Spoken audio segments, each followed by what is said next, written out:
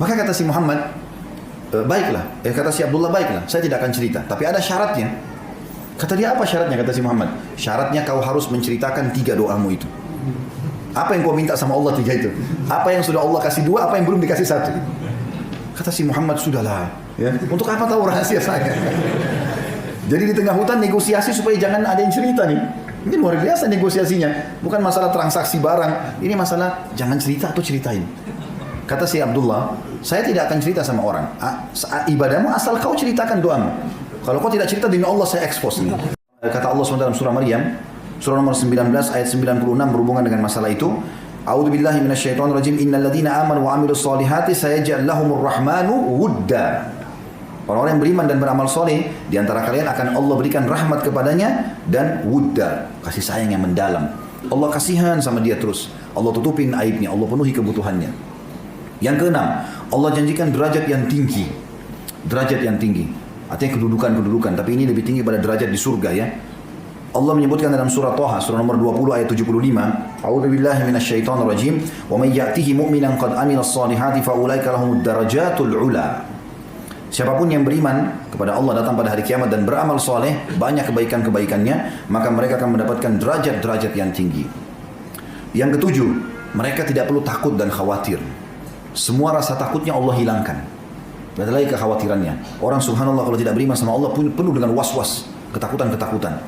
Sedikit lihat kegelapan takut, sedikit ini takut, semua takut. Orang beriman tidak ada takutnya. Mau tinggal di rumah mewah, mau tinggal di hutan, mau sendirian, mau rame-rame, sama saja bagi mereka. Tidak ada ketakutan sama sekali. Maka Allah menyebutkan masalah itu dalam surah Al-Ma'idah surah nomor 5 ayat 69. A'udzubillahi minasyaitonirrajim. Al-Ma'idah surah nomor 5 ayat 69. Man amana billahi wal yawmil akhir wa amila salihan fala khaufun 'alaihim wa lahum yahzanun. Orang-orang yang telah beriman kepada Allah dan hari akhir dan mereka beramal saleh, maka tidak ada rasa takut kepada mereka dan tidak ada kesedihan. Enggak ada sama sekali was-was. Izinkan saya berbagi kisah di sini. Ada seseorang dari salafus saleh, dari tabi'in bernama Muhammad. Muhammad ini teman-teman terkenal sekali ibadahnya. Ya. Dia salah satu ibadah yang sangat terkenal adalah sholat malam yang tidak pernah ditinggal, baik dalam keadaan mukim atau musafir. Dan terkenal sekali dia kalau sudah sholat, seakan-akan di sebelahnya ini tidak ada lagi manusia, tidak ada makhluk.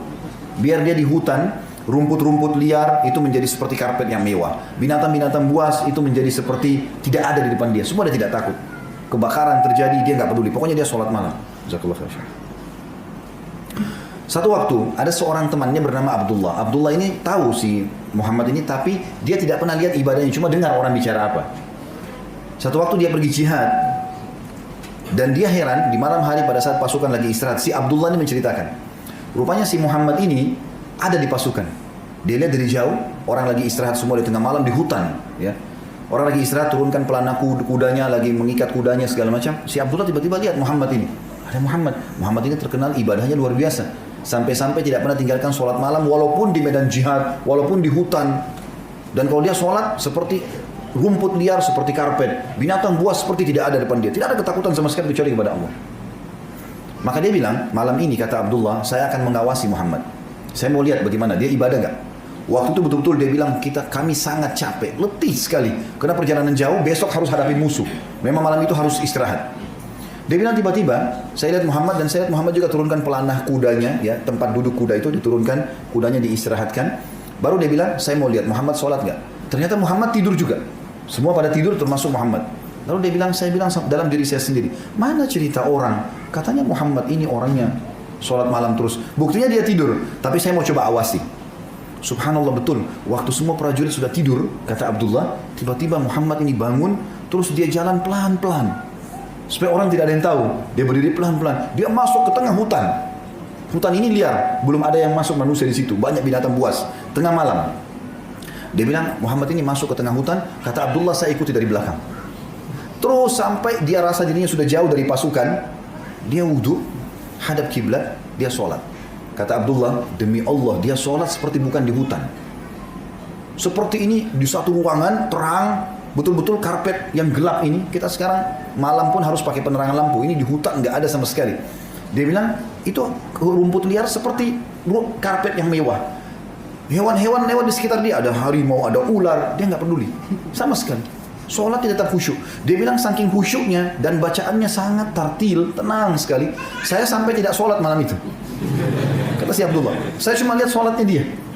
Dia sholat betul-betul Allahu Akbar dengan tumaknina, bacaannya dengan tenang. Dia nikmati bacaan itu, rukuk dengan tumaknina, i'tidal, tumaknina, semua sampai salam. Di akad kedua selanjutnya lagi, terus begitu.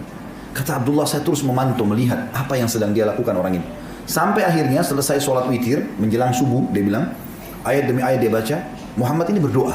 Dia bilang begini, ya Allah, sesungguhnya aku telah memohon kepadamu 3 hal. Engkau telah memberikan kepadaku 2. Sisa 1 ya Allah, kasih yang 1 itu. Cuma itu saja. Kata Abdullah, waktu dia lagi berdoa begitu, karena saya lama berdiri semalaman, kaki saya sakit. Saya bergerak, terdengar rumput kering, daun kering pohon, maka Muhammad jadi tahu ada orang.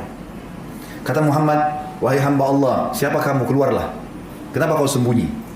Maka Abdullah bilang, saya keluar. Dia mengatakan, saya Abdullah, hai Muhammad. Kata si Muhammad, semoga Allah merahmatimu. Apa kau dari semalam ikutin saya? Kata dia, iya. Saya memang mau membuktikan apa yang orang cerita, bahwasanya kamu tidak pernah tinggalin sholat malam, dan saya sudah buktikan. Perhatikan ini, di tengah hutan berbicara antara 2 orang soleh. Negosiasinya apa? Apa kata si Muhammad? Ya, dia bilang, tolong jangan ceritakan orang. Ini negosiasinya nih. Ya, kita subhanallah baru 1 kali sholat malam cari siapa yang mau diceritakan. Ya.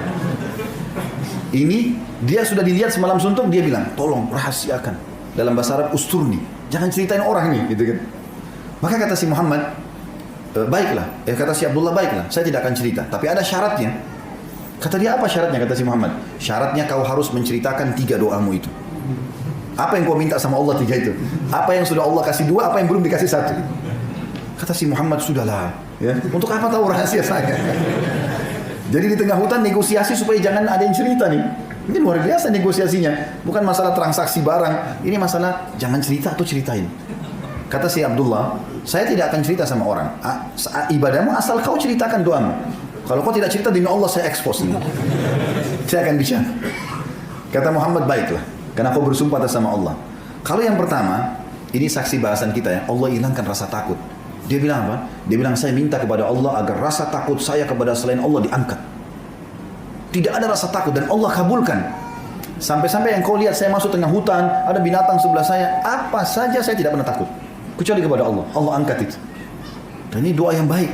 Jarang kita fikirkan doa itu ya. Minta sama Allah, ya Allah, hilangkan semua rasa takut kecuali kepadamu. Ini luar biasa. Kata si Abdullah, yang kedua apa? Kata dia, yang kedua, saya minta kepada Allah agar syahwat saya, hawa nafsu saya, Allah hilangkan kecuali pada istri saya saja. Yang halal saja. Yang haram tidak ada sama sekali. Kata dia, demi Allah, Allah kabulkan, sampai-sampai tidak ada bedanya antara perempuan yang bukan mahram saya dengan tembok bangunan. Sama saja. Seperti tidak ada syahwat pokoknya. Istri ada syahwat, kalau yang lain tidak ada. Dan ini dua-dua yang mulia supaya orang tidak berzina. Ya Allah, buatlah syahwatku ada pada pasangan halalku, gitu kan? Bukan pada yang haram. Setelah itu, dia bilang Allah kabulkan. Kata Abdullah, yang ketiga yang Allah belum kasih apa? Ini permintaannya unik ini. Dia bilang, saya minta kepada Allah agar dihilangkan rasa kantuk saya. Supaya saya tidak mengantuk. Jadi semalam suntuk saya ibadah terus. Pagi saya bekerja. Nggak ada ngantuk lagi. Tapi Allah belum kasih karena kadang-kadang saya masih ngantuk.